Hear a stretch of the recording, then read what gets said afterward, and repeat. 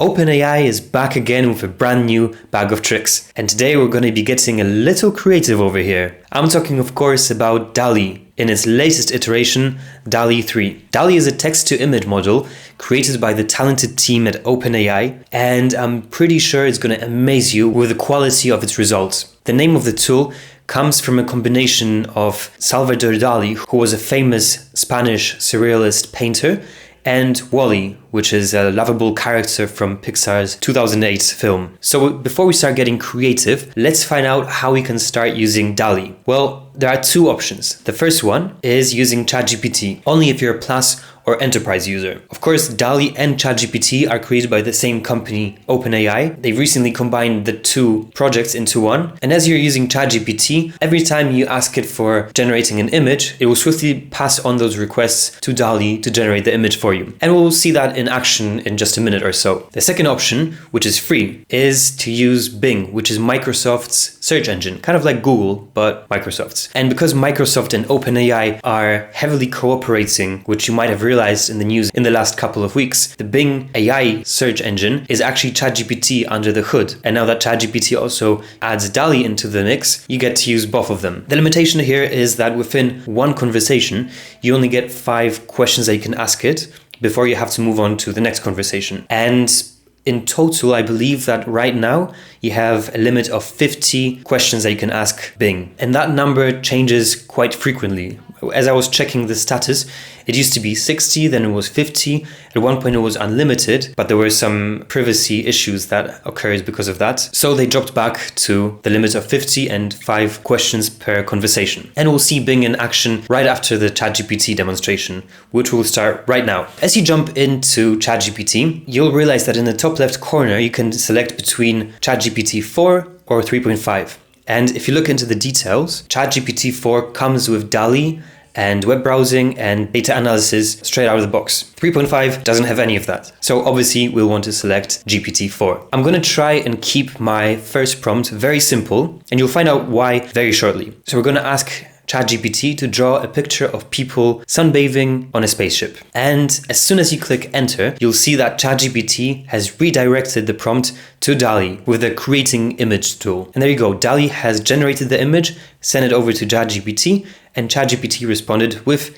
a picture of a bunch of people on a spaceship enjoying the sun. I see a planet in the background and a few other spaceships. Also below the image, we see a description of what the image actually presents. Treat it just as a summary. But the interesting thing about ChatGPT and using DALL-E within ChatGPT is that it helps you with the prompting. So as you see, my prompt was very, very basic. It's just people on a spaceship enjoying the sun, right? Now, if you look at the image, it definitely shows a lot more detail than what I told it to do. So if you click on the image, you'll see 2 options. One is to download the image, which is fairly straightforward. And the second one is a little information button. So go ahead and click the information button, and what you'll see is the actual prompt. And as you can tell, the prompt is way more sophisticated than what I wrote. It explains exactly what we want to see in the picture generated by ChatGPT. What I want to do is play around with the prompt a little bit. So I'll copy it over and paste it into ChatGPT, and I'll change a couple of the parameters. I've changed the mood to be a little less excited, and I've changed the location to be not on a spaceship but on a submarine, and we'll see what happens. So we got a very similar picture. This time, of course, a submarine and a bunch of fish and the same diverse group of people that we saw in the previous picture. And if we click into the image and view the prompt,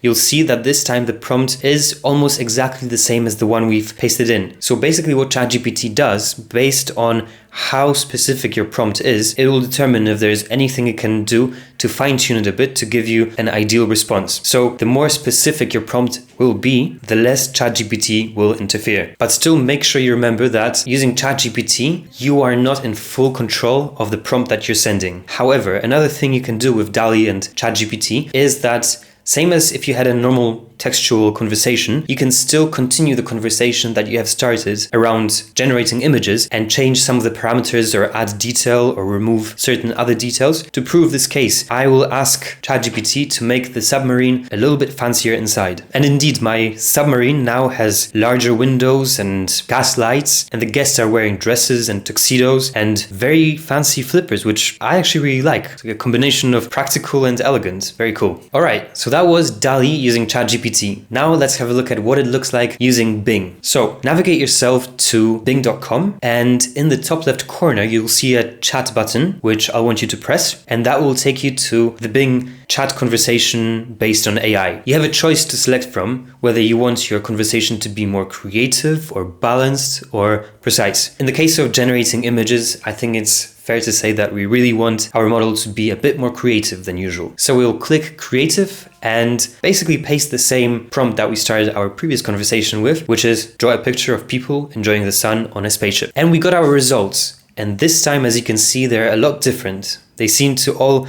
rely around the concept of a massive glass globe with people enjoying the sun on sun decks inside. Let's click on one of the images and see what happens. Well, I think one thing is very important here. If you look on the right hand side, you'll see prompt that we've sent it, and that is the prompt that this image is generated based on. So people enjoying the sun on a spaceship. So the difference between using ChatGPT and Bing is that with Bing, you get exactly what you want generated by AI. Whereas in ChatGPT helps you with generating that prompt. So the process is first you write your query, and then ChatGPT fixes it for you if need be, and then sends it to DALL-E. DALL-E sends it back to ChatGPT, and ChatGPT sends it back to you. So it's a bit of a longer process, and depending on your use case, one might be more efficient for you than the other one. For instance, for me, unfortunately, I'm not that much of an artistic person. I definitely could use the extra help. However, in the case of, for instance, my sister, who's an artist, she'll probably know exactly what she wants, and Bing would probably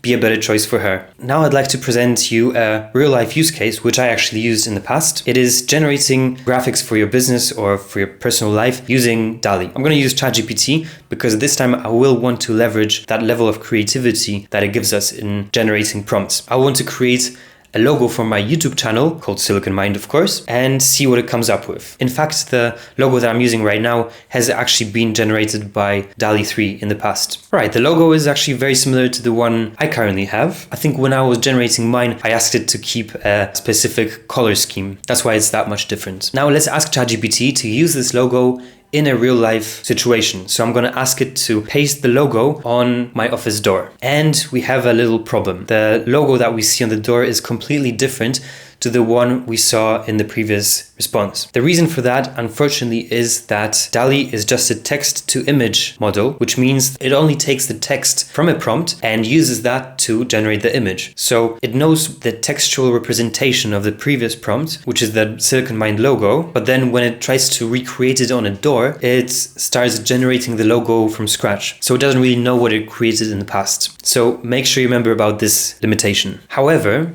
of the positive things that I have to say about DALL-E 3 is that OpenAI has massively improved the text generating skills of the model. If you've ever used one of the previous models like DALL-E 1 or 2, or even Midjourney, which is yet another tool for similar purposes, they always screw up any text that they're supposed to draw on the image. And if you look at our new image that we are generating now, it's written in perfect English. So this is going to be a massive help for the future if you want to generate something like an infographic, for instance. And this next usage was a massive surprise to me. And I think that OpenAI might have tweaked their model in the past couple of days, because in the past, if you wanted to generate an image based on the style of a certain painter or artist or cartoon, it would always fail and respond with a privacy breach message. So if you wanted to generate an image of a cat in the style of Family Guy, it would not do it for you. Whereas now I'll show you how well it actually does the job. So we are going to generate a picture of a man surfing in the sea in the style of Salvador Dali. And I think the generated art is actually really pretty. It added the clocks, which are quite famous for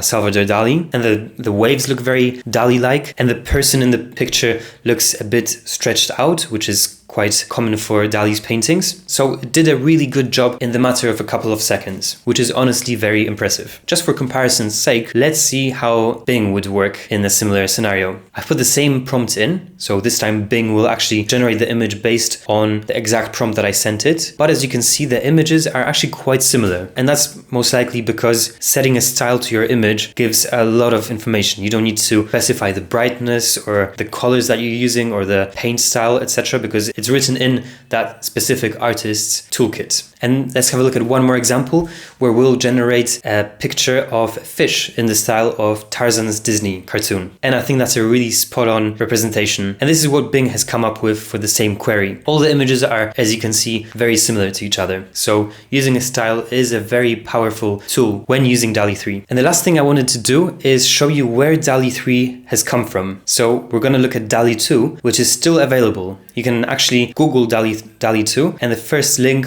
will be OpenAI's website where you can play around with DALL-E 2. So let's do exactly that. Click into the DALL-E 2 link, try DALL-E, and straight away you see a number of already generated images that DALL-E 2 has created in the past. My first observation is that they're very simple. They usually have one character or one specific item to present, whereas DALL-E 3 has a lot of things going on in the images. So they're a lot more interesting and a lot more complex. What I want to do, just to show the technological leap that has happened over a year and a half, only a year and a half, I will copy paste the prompt that ChatGPT has generated for us with the little Disney fish and see what DALL-E 2 comes up with. And I don't think I really have to comment on the difference between the two different DALL-E versions. And if you remember me talking about those weird texts that the old AI models used to generate, well, here's a great example. The texts are Fisha, Tira, and Fushai, which, as far as I'm concerned, none of those are actual words. So DALL-E 2 is just making gibberish up,